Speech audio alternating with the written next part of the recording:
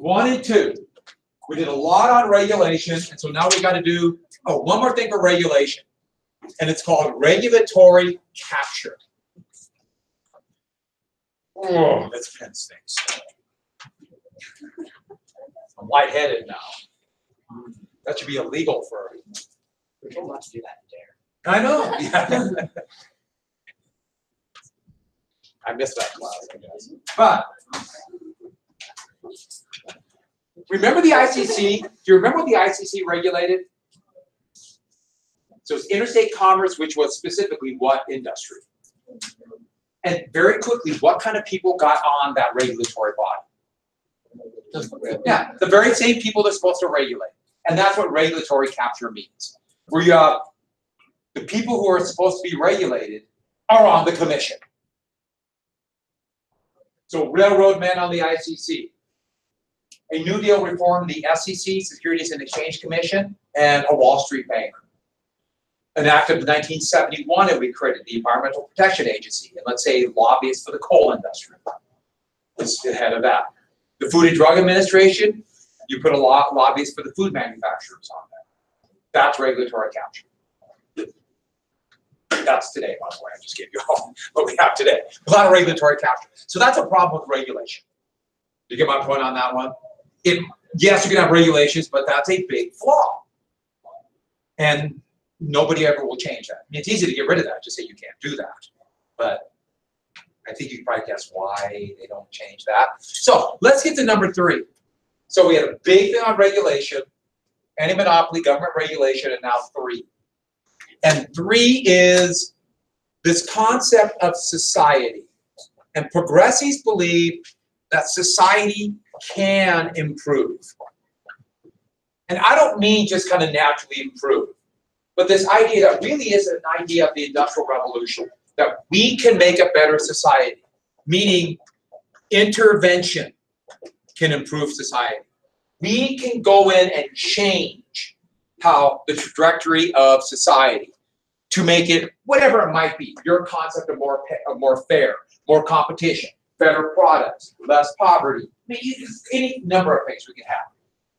Because the thing about laissez-faire, so this goes against laissez-faire, we'll let the market sort it out, implying somehow that it's kind of natural whichever way it goes, even though the market is not natural, it's created by humans. But society can improve.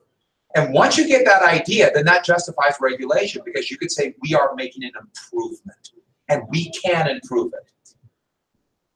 We're not hurting things by intervening, technically. So with that, you get this concept of social justice. And you should remember social morality for the populace. And so it's a very same concept, a very idealized concept that we have, or it is just. It is a form of justice that everybody should have equal opportunity and more equal outcomes in society. More outcomes, more equal. If we leave people behind, it is unjust. And so we're not saying get rid of the lower class or middle class or upper class. You know, what we're saying is it is unjust to leave so many people behind.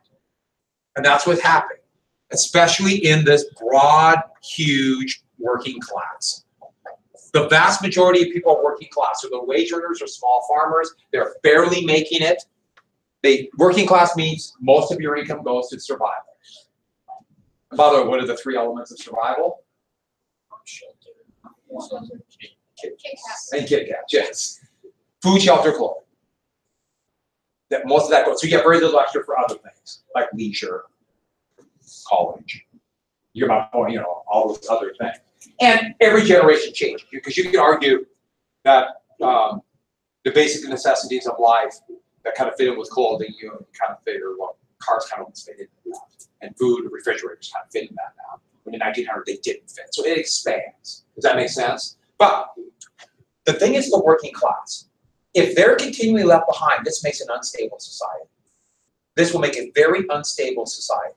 So it's not just for humanitarian purposes, but the idea is we can't treat human beings the way that some working class people are being treated in this country. We can do better than that. But there's a reason to do better than that. And the reason is this. We must improve their lot in life to create a bigger middle class. We need to get as many people from here going to this. Expand the middle class. Remember that. Still have to work, but there are extra money beyond survival for luxuries that some of the upper class have. And that means luxuries like leisure time, vacation. And in a few of those luxuries you go on, like being able to afford college and not going to a huge amount of debt, or car, or in modern life you would see things like radio and car, etc. So more people go into the middle class. Remember the progressives were middle class reformers. And what they thought was, the system's working great for us. So we just want to kind of smooth out the rough edges of capitalism. But we feel the system's good. If you have more people thinking the system's good, feel more part of it, or even working class people who see more people going into that class saying, someday I can make it, or my children can make it, they'll be less likely to do what? Say it again? Yeah, that's the big. They were terrified of revolution. More middle class people lessens the chance of revolution because they all feel part of the system. It's working for me. In fact, that's a big element of public school. One of the things is to indoctrinate you to convince you it's working for you. The whole system is, you do it, you can move on. And yeah, it's not quite a direct line, but there's elements of truth there. That you feel part of the system. If you don't feel part of the system, what is the most left wing of the radical movements that might happen? Bomb-throwing anarchists, or socialists, but bomb-throwing anarchists. They might go that way, or they might go the other way, to the right, to find a strong man, a dictator who will protect them from the insecurities of life. To fascism. And that's what happens. Most insecurities, you get that way, get that way. Look at what happened in the Great Depression. Look what's happening all over the world right now. You have growing fascist movements and also a movement for more socialism. And to their point of view, we want to protect capitalism. So they see themselves as very middle of the road between the two extremes. In fact, the term that would come out of this is Roosevelt would take the term liberal and make it that kind of middle position. So we're not going to be socialist, but we're not going to be fascist. That would be liberal. Don't think, I'm just saying what he was thinking in 1933. So, kind of a big deal. And I find that it's more than just that. Just think in the terms of fear of revolution, radical change. And it's not just socialist, it's also fighting the strong man. Go to Hungary, you know what I mean. Fascism is on the rise. It's kind of scary.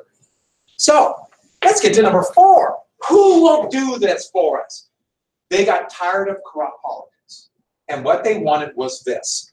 Let's put our faith in experts. No longer political hacks or those bought off by big business.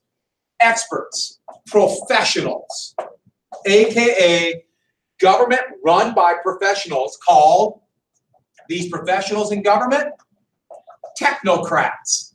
Kind of like a bureaucrat, which is a government worker. A plutocrat is government by the rich. Technocrat, the idea would be government by experts. Technology, that's what it means. And another thing in terms of technology, we always think about the computer stuff, just more advanced knowledge. And that does sound appealing, doesn't it? Don't we want people who are in charge who know what they're doing? Not everybody. Sometimes people are like, I'm tired of those elites telling me how to live. So it has a backlash against it. It's no coincidence that's going to be the progressive era that you're going to see the beginnings of specialization in college. Okay, not many people went to college, but let's say 1816 college, there were basically 2 degrees. Liberal arts, physical arts. And it wasn't really a degree as you think it. It's just, you went to college. Liberal arts, all the things like humanities, English, writing, that. Physical arts, that's everything from science to engineering. It'd be in the progressive era that they would branch off into specialization. Think how many different science degrees there are. Think how many different levels of biology. Different specialty fields now. All of those came out of the progressives with the idea is we'll train professionals. So different types of engineering. But it also goes for society and government. You have, used to just be liberal arts, to you have philosophy, history, the study of government, which is what? Political science, sociology, the study of sciences, anthropology, ancient sciences, or ancient societies, I'm sorry, archaeology, economics, all of these came in this era. Specialization. Did you see that? Did you see how quick my feet moved? I'm old. Just can you imagine when I was young? Stop a second and imagine. Young used to be so much faster than I really was. So with that, never trust anybody who older tells you how fast they're going. Never trust them. Right? 4-100. So with that, a 4 100-yard dash, 4.1 seconds, uphill in snow with Galoshians. So with that, well, to make it fair for the other ones, we wouldn't feel bad. It's, yeah, carrying a brick. So let me tell you, I want to buy. So with that, the other thing is, what made you a doctor in 1850? I don't know. And I passed with a scalpel.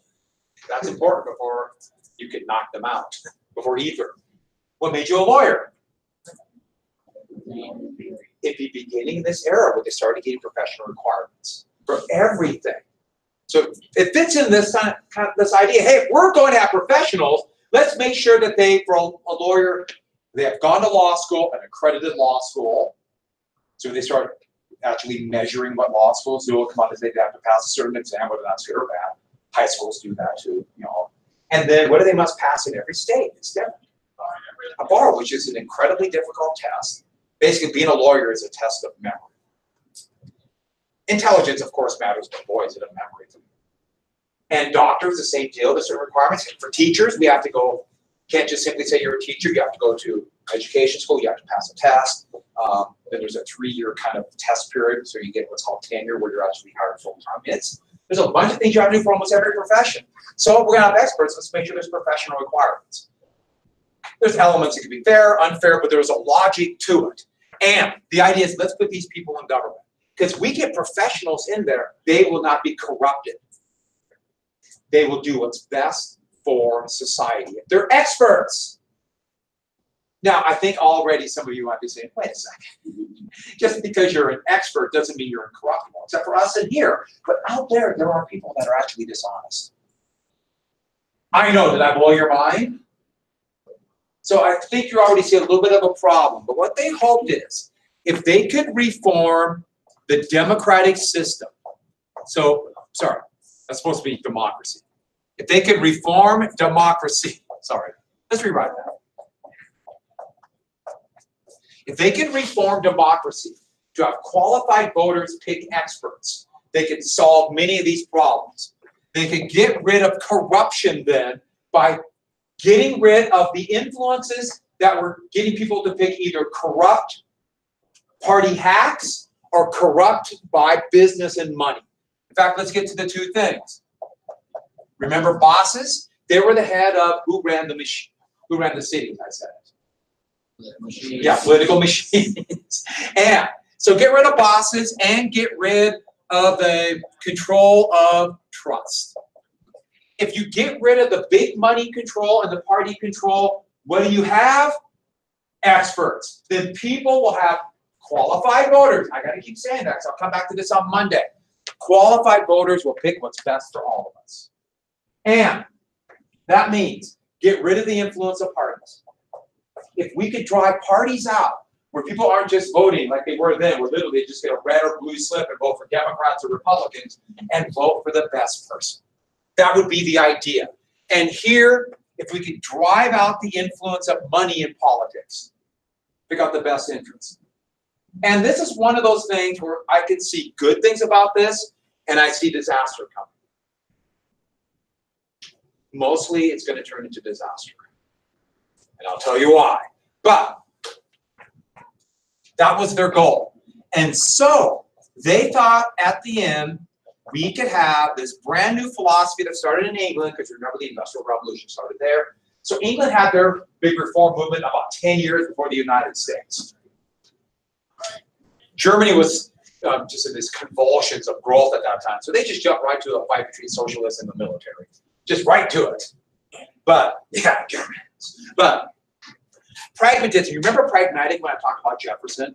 We have an ideology, and the idea was, you're not bound by ideology. If there's a problem, you come up with the best solution that works. And that was the idea. Let's not worry about some kind of set thing. Let's find out what's the best solution that will help the most people. In fact, this became the slogan, and some of you might have heard this before. The greatest good. All policies should be based on the greatest good for who? For the greatest number.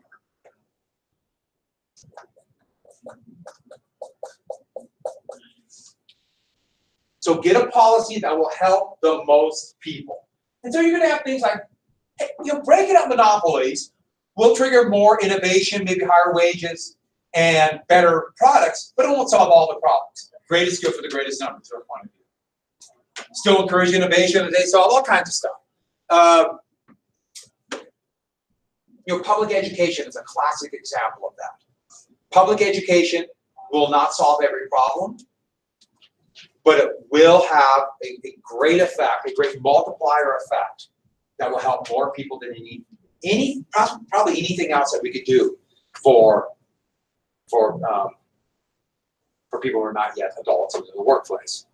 And so that's pragmatism. Now, it also can be hypocritical because maybe that what's the greatest good can adjust. And let's define this. Just like this, how do you do that? Isn't that open to argument? Isn't this open argument? That's why I said these are characteristics, but it doesn't mean they agree. In fact, a disturbing thing about pragmatism, you might lead to some things that are horrifically racist. Horrifically. If you're going to go into this like expert science, remember that hierarchy of race I showed you? And I told you there was 39 different races? Well, wouldn't it hurt everybody if you polluted those races with inferior races? What made for so much prosperity in that idea of the hierarchy of races were people of Northern Europeans and Caucasians. And you purify that with just Europe alone, with Slavs or Italians or Irish, which are what they say, an inferior race, won't that hurt the prosperity of the entire planet? And then what if you have people who aren't European, Asians or Africans, Americans? You will bring everybody down. And so you're going to have this weird kind of racist thing where the greatest good for the greatest number would be to keep the races pure, aka the great American science of eugenics. Some of you have heard of eugenics. I mentioned it once before in class. Anybody know what it is?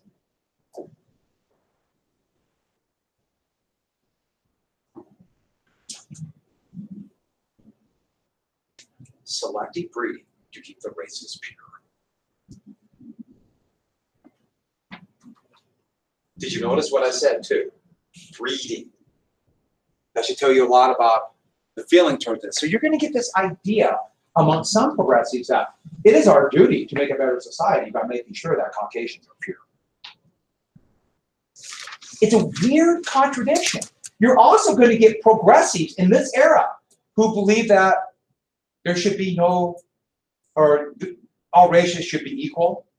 There should be no prejudice against races or prejudice against sex. So progressives are kind of, it's a weird combination of people. Like Teddy Roosevelt was kind of both. It's really interesting and kind of weird. But that's progressive. But it's one of the few times you might have ever heard that eugenics and that idea of purifying the races could be argued as the greatest good for most people. So those are the four things. It's a fascinating time. Good and bad, I would argue, like a lot of things. And so with that, we lead to a series of reforms and movements. But one thing that's going to do it, just when this happened, what are those reporters that started reporting about some of the excesses of capitalism? Say it again, Lauren? Yeah, muckrakers. This was meant to be an insult at first. They raked up the muck, which is the debris in a mine. Muckrakers, these reporters. So just at a time where you have this populist movement, the progressive movement kind of took some of their ideas, you have these stories, where they looked in some of these excesses and the progressives could say, look what's happening. We can't allow that for many reasons. I'll give you two really good examples. Ida Tarbell would write this expose about Standard Oil. Who ran Standard Oil, do you remember? Yeah, John D. Rockefeller. Talking about how they use their power of the monopoly to drive competitors out of business, to exploit their power to raise prices and control the railroad and cut rates for them and raise rates for others. Take over the Kansas government. Because all government, we always want to take over Kansas. There's a big oil strike right here. So it's about that. Actually, Kansas became a big deal. Montana was always on the periphery. And then you don't want to be like Montana. That's right, Montana was so progressive. Another one was, Jacob Reeves. He wrote How the Other Half Lives.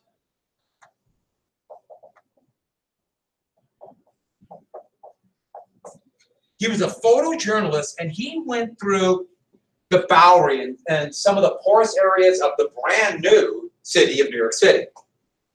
New York City just combined with two local boroughs to become this massive city that we know today. And he could not believe what he saw. Thousands of people being jammed into small tenement buildings. Families, extended families of 12 to 15 people living all together in an 8x8 room. 4,000 or 5,000 people in an 8-story tenement with only one source of running water. And the toilet was a hole in the basement for all the people living in it. People were paying extraordinarily large amounts of rent to live in little lean-tos in the alleys because there was such a shortage of housing. The poverty was unbelievable for thousands of Americans. And those who weren't in that level were slightly above. They were one bad month. Lose one paycheck and they're in that condition. So many people were like that. And if you know anything about the housing shortages today, it's a crisis like we've never seen before right now. Don't forget we live in Helena. We're kind of immune to those things. And we still have a problem here in Helena, but nothing like, let's say, big cities. But that gave fuel to the reformers. Look what we got to do. And that kind of leads back to this thing. How long are people going to take that? If more people are on the edge of living like that, are they going to say we've had enough? Yeah. Machines in New York and other big cities trying to fix that? In a way, they would help a little bit, but it was in the machine's interest to keep people poor. Okay. Because then it'd always have to come back to the machine. Then the machine would have that.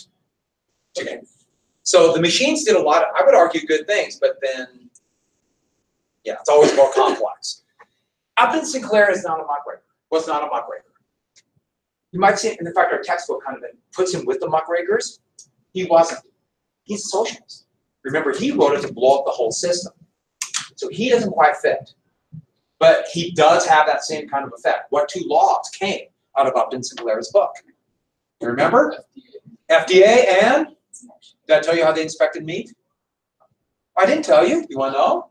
It's still the law today. Want to see it? Take a sample, like 1 pound out of 100. Get the meat. So meat, right? Look at it, smell it, touch it. So, moving on. They do a little bit of biological testing, but it's not mandated. And as we all know, you can see E. coli. I mean, it just says, I'm E. coli. Got it. Okay, so we got reforms at the city level. And you see this local reforms. And the first one is going to be the development of private charities. And the thought was, if we reform, we can reform society by convincing people to help the working class, to help immigrants who don't have a place to live, to help those that are falling through the cracks of society, which was a significant number. But it never works. It's not that it's bad. In fact, it can be a very good thing. But the problem is, when it's needed the most, it fails always. Bad economic times what happens to contributions to charities? People have less money. Money for charities go down just when they need it the most. So what always happens, it's fighting fighting a battle in everyone. When they need it the most, they don't have it. So, charities can be very good. It depends, but there are problems with it. But then the idea would be this gospel. I'm sorry, the social gospel, using religious principles to get social justice. And the reason I say religious is most people think that because it's European point of view and it's going to be Christian principles, but actually a similar thing was happening in Japan and happening in the Ottoman Empire.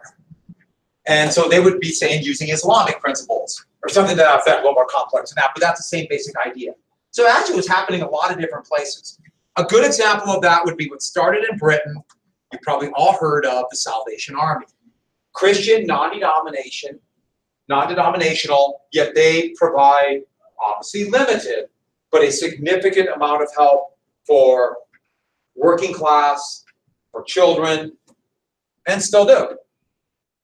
And most noticeably in December, but that's one example. Another big example would be that settlement house movement.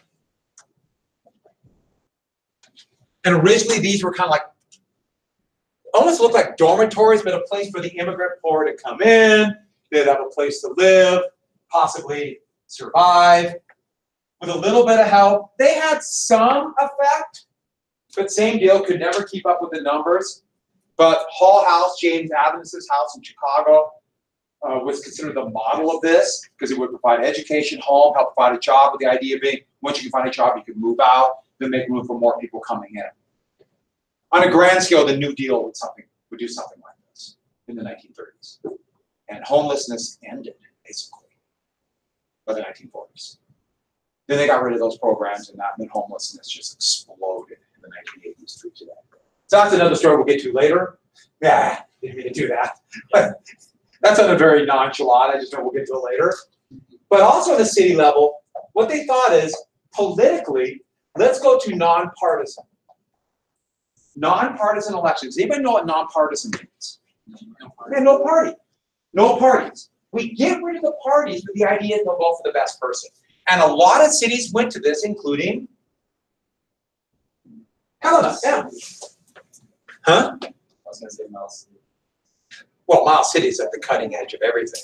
Miles City would actually be tried one of the biggies. The last two things for today. Most cities had a mayoral city council system. The mayor was the executive. They ran the day-to-day activities, organized, for street cleaning or potholes, whatever it might be. And then the city council, that's the body that makes or amends city laws. Mayor, city council. Most cities had that. They were very political, and the progressives said open to corruption and controlled by bosses. They wanted a more diverse city council, city manager. And the city manager is actually a trained professional, hired and not elected, and they day-to-day activities for the school. Public management is the degree. Good friend of mine had that degree. He's now the city manager in Columbus, Ohio. That's a pretty big deal because Columbus is a huge city, over 1 million people, biggest city in Ohio. And my brother, who's a professor at Ohio State, so my brother lives there, and older brother, he occasionally sees my friend, and so he sees Ken, and badmouth me. Basically, that's what happens. And isn't it nice that city managers can bring them together? But what's Helena? Oh, so this does the laws, they run the city, which is Helena. Raise your hand if you think it's this. Raise your hand if you think it's this. Raise your hand if you don't want to answer because you have no idea. We're this. Helena City Council, city manager. In fact, we just hired a new city manager last month. We have a mayor. But the mayor is essentially like the head of the city council. They're a glorified member of the city council. They're like the Speaker of the House. They're the ones who set the agenda for city council meetings, and they have virtually no executive functions. And yes, we have a mayor. Very important job. But we have a city manager that does the things like making sure the streets are plowed or things like that. Now, trust me, the city council could say, if you want to keep your good job, you better start doing things like Plowing. Because I don't know if you've noticed, but last year they didn't plow. This year, they plowed. and they forgot to lift the blade in front of my driveway. I was not happy. Get that plowed snow about this heavy, and I had to cut through that. What's that for credit? No. So, these have limited effect. I want everybody to write down state reforms and write down the state of Wisconsin. And then, because Wisconsin would be the model for state reforms, everybody grab your stuff, make sure you have your green slip, and we are going to the library. And leave your stuff here. Two things. Stay in the basement for classes. And this, I'm not kidding about it. Be quiet for other classes. And if you do talk in the hallway, I give you a green slip, I rip it up, and you start back again in stuff. I think that's a proportional punishment for speaking in the hall. So please be polite in the hall. It's going to take off. Go to the library. I can say library.